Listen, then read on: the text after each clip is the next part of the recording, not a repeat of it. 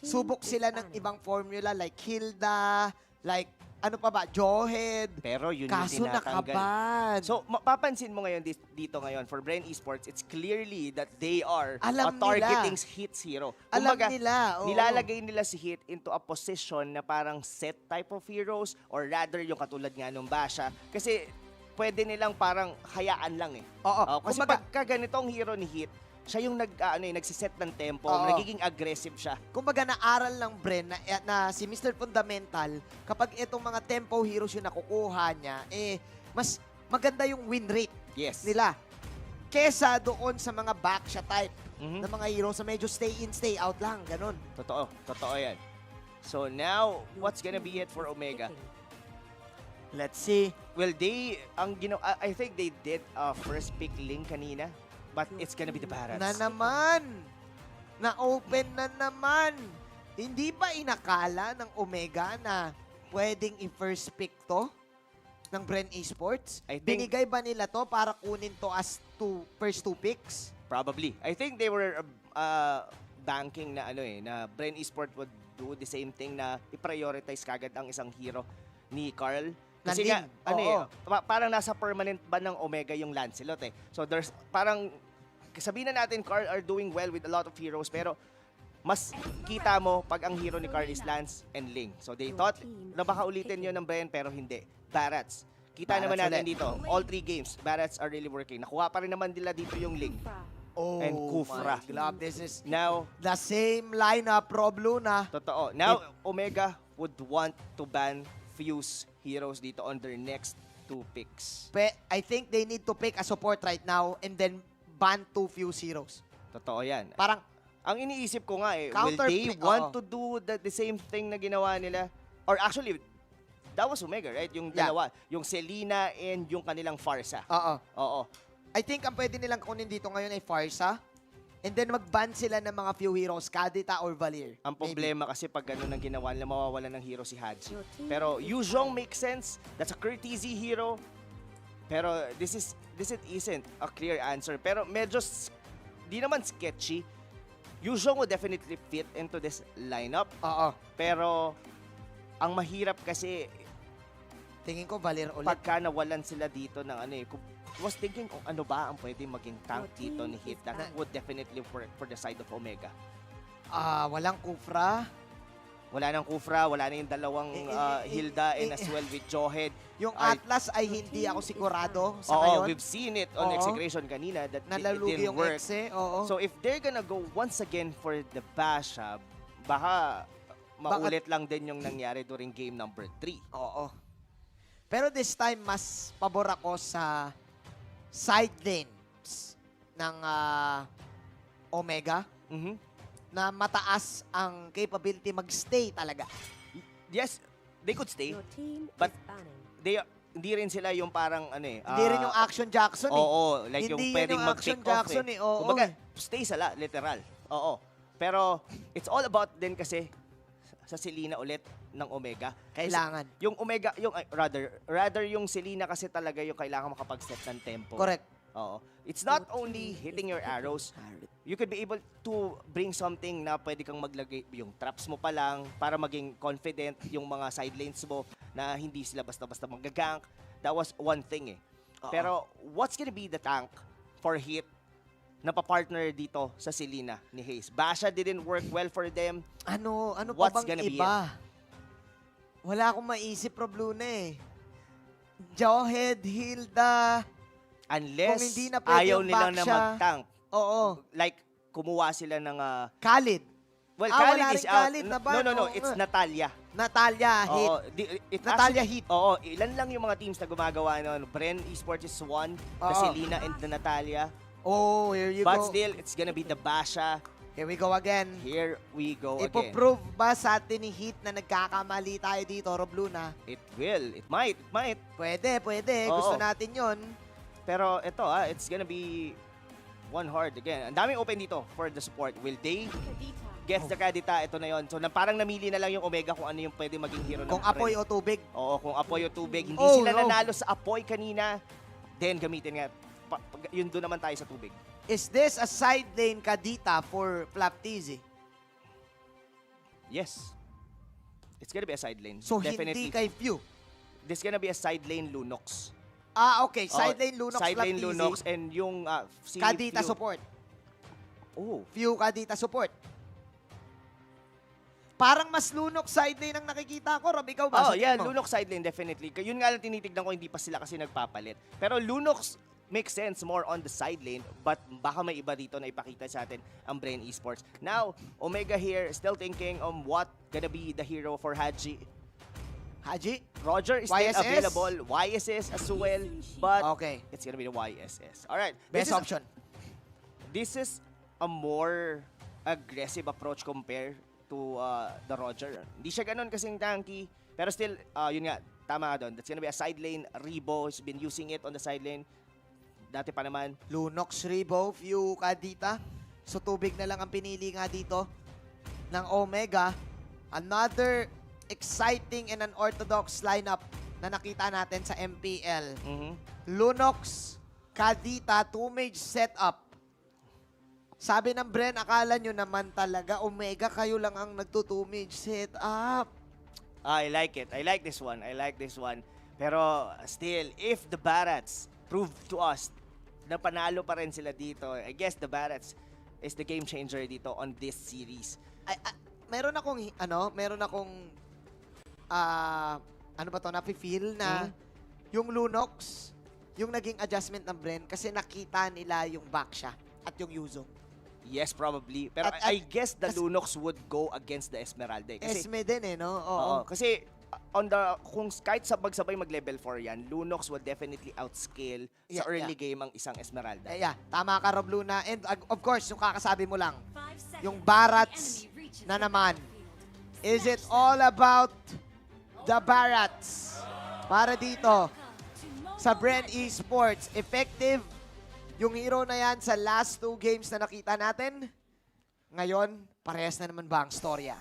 Yon ang malaking tanong. It's all about haste, making the plays para dito sa Omega. If they cannot be able to get something on the early game, Bren Esports dito, they have a more confident lineup. Yung kunat nila dito, definitely going into mid-game, medyo mahirap for the side of Omega. At tignan mo yung abilities ni Toshi dito on getting that early level 2 against Laptizi. Will immediately spot out and will hide dito sa bush na nasa taas. Ang ganda, Kukuha no? kaya siya dito, Rob? Ito yung yung the Omega specialty eh. Oo nga yung bigay silver platter ng mga buffs dito kay Haji eh. Oo nga eh. Nakakuha si Haji dito ng buffs. Pero actually sumubok si Toshi mag-try mag-steal ng buff dito para kay na Carl TZ. Now, looking at the preparations, Kadita Petrified. Ilang beses na natin ito nakita. Gaano ba kalakas to, Rob Luna? Easy setup. It's gonna be an easy setup. Right after the oddity, mas lalo mo mako-connect yung Breath of the Ocean mo. Oo. Basic lang. At ngayon, lastly, Polado. Here comes Omega coming in with the first blood. Pero may onting pagbawi si Carl TZ doon kay Yuzong.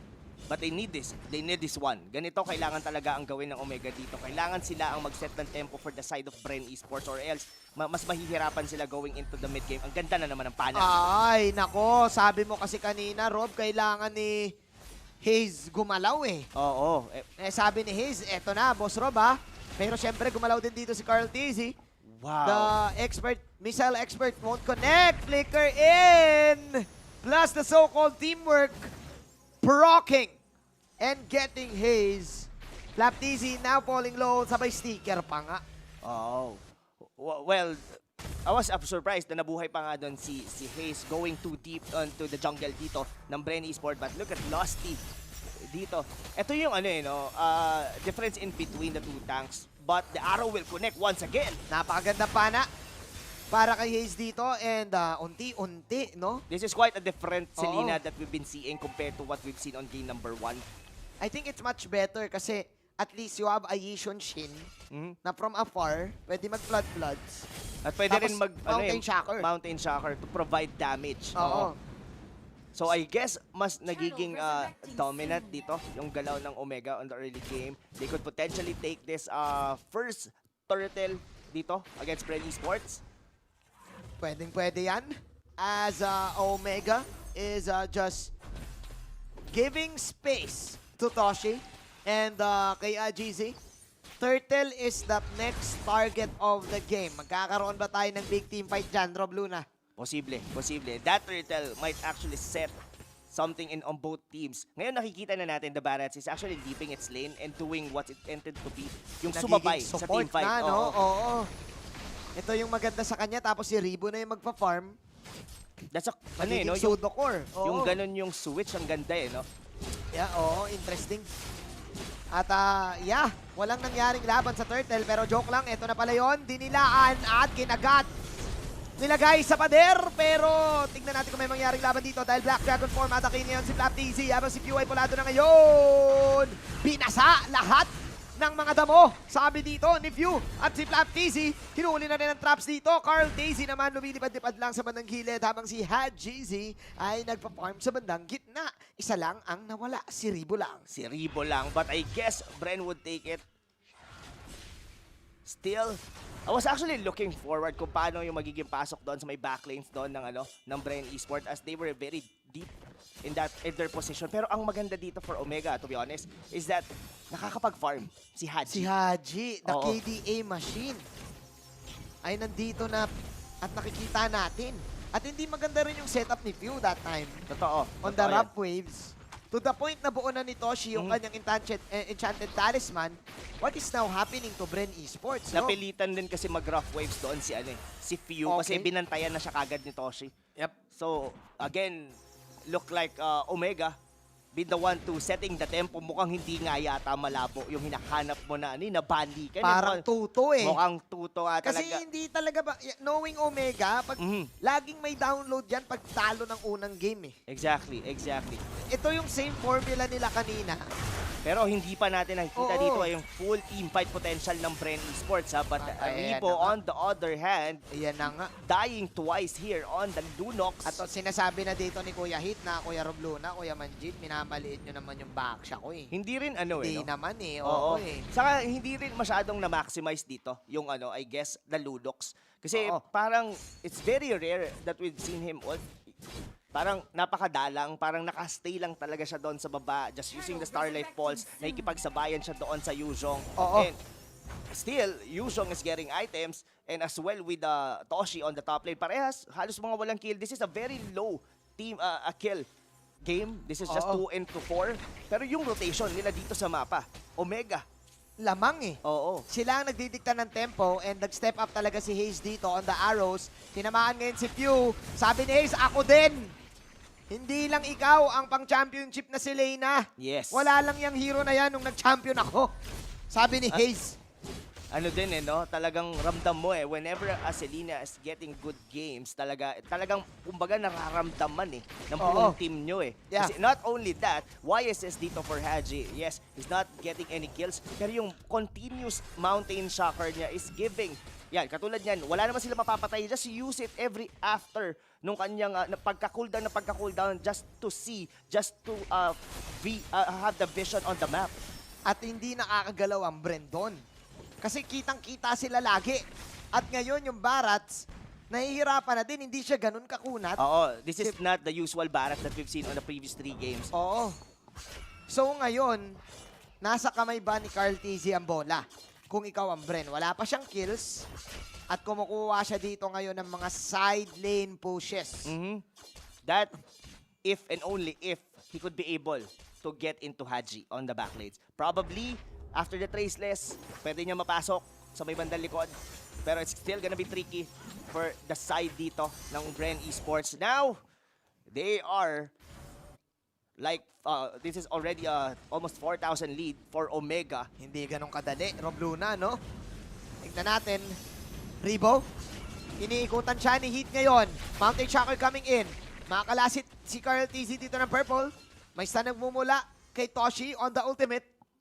Pero nagtiyanian lang yung dalawang teams natin as Omega will back off. Ito talaga yung maganda sa Omega eh. Yung Oo. fundamental plays eh. Saka ano Hindi no? basta-basta ang susugod eh. Both of the teams are not really willing to commit into something na hindi sila ganun kasigurado. Look at that. I mean, in terms of once na may mapatay na isa, they know just they have to back out. Alam nila kasi dito both yung winning conditions nila, even Losty, not just trying to do Tyrant's Rage na sobrang malalim. Toshi might actually die here. May Detonas welcome pa ba dito? Si Flap Dizzy. At ayun na nga, Toshi, goodbye. Pero nandito sina Heat and Haze. That's a good pick-up for Bren. Oo, Pero may bawi. Na late. Oo. Meanwhile, they were chasing Toshi, kinukuha na ng Omega yung turtle that time. Oo. Let's see, cause Bren Esports being patient. Right now, alam nila na Omega ang lamang sa tempo. So sabi nila, teka kalma, pero pwede naman tayong pumitas at pwede naman tayo mag-farm. Hindi naman tayo nagmamadali. Yes. Yon ang sinasabi ngayon ng Bren. Actually, both of the teams are capable on scaling onto the late game. The only difference on Omega that they have this Yuzhong. Oo. Oo, which is wherein na pwedeng i-absorb yung mga damage. Pwede niyang mamain or tankin dito yung dalawang mages coming from Bren Esports. Pwede siyang mag-dragon-dragon na lang kung saan-saan tapos mag-sustain talaga ng todo. Omega, wala na silang actually mahuli as of now. Parang 3 minuto na ata silang naglalakbay Oo, ng mga nag-iikutan sa mapa. mahuli. Oo. Oh, it's actually it boils down to the First Lord. Who is gonna be taking the First Lord? Kumbaga, tingin ko mapupunta tayo dun sa scenario na may fake Lord eh. Tapos biglang pagka may nag-contest, didiretso sila doon. Pero hindi na yata mangyayari yun ngayon. Mukhang eto na yung contest. Actually, hindi yung Lord gustong i-contest. Ang gusto ay yung purple buff. Tatama ang trap dito kay Flap TC. Dragon Tail tatama na din. Eto na yung stretching bumula kay Lasty. Habang si Pew ay Ocean's Oddity out. Ma-re-reset ang purple dito.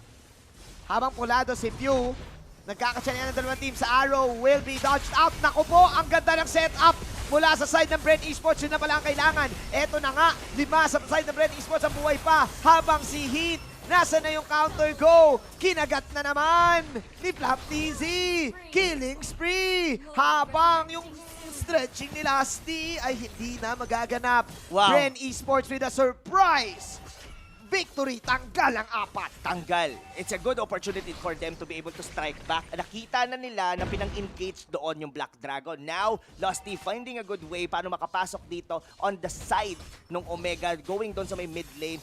Wow, it just went perfectly. Tapos, even Toshi was targeting doon sa may top lane. Look at the Gillette instant replay dito kung paano dinikit sa pader doon. And nagkadikit-dikit. The layering of the skill, the Tempest of Blade, killing everyone. Look at Flap TC just tanking here. The damage na binabato dito ng Omega hanggang sa isa-isang nawala ang mga miyembro dito ng Omega. Grabe yung setup doon. 2 yung tinamaan, Rob Luna. Totoo yan. And Bren knows that. Yun nga, doon nagsimula eh. Naunang gumamit ng ulti yung Omega. After the Black Dragon, wala nang kasunod. Wala nang kasunod. Oo. So, Hashtag shave the day talaga. oo.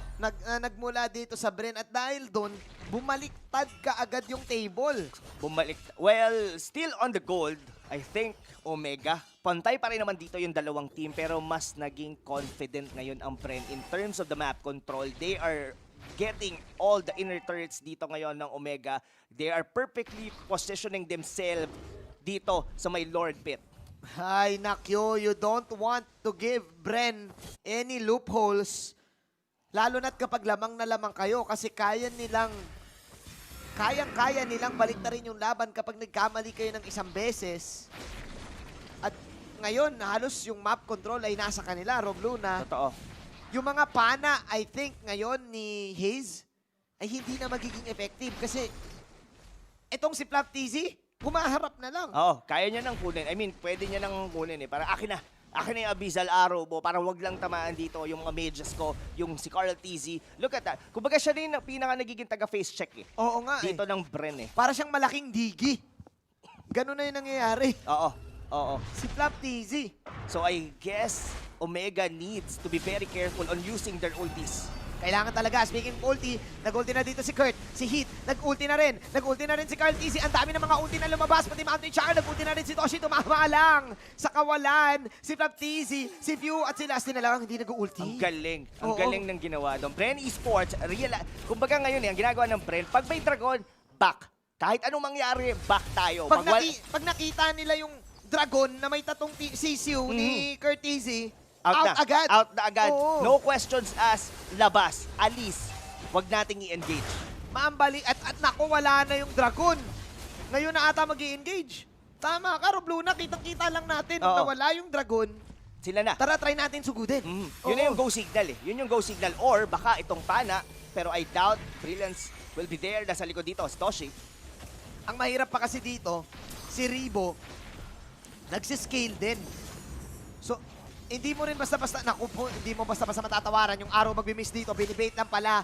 Blood plug sa tama. Stretching the dive. Magmumula dito kay Lasty. Yung dragon nandito na pero mukhang na-late na ata. From Dragon Warrior to Dragon Katol para kay Curtisi ngayon. Naku po, wala silang mahuli.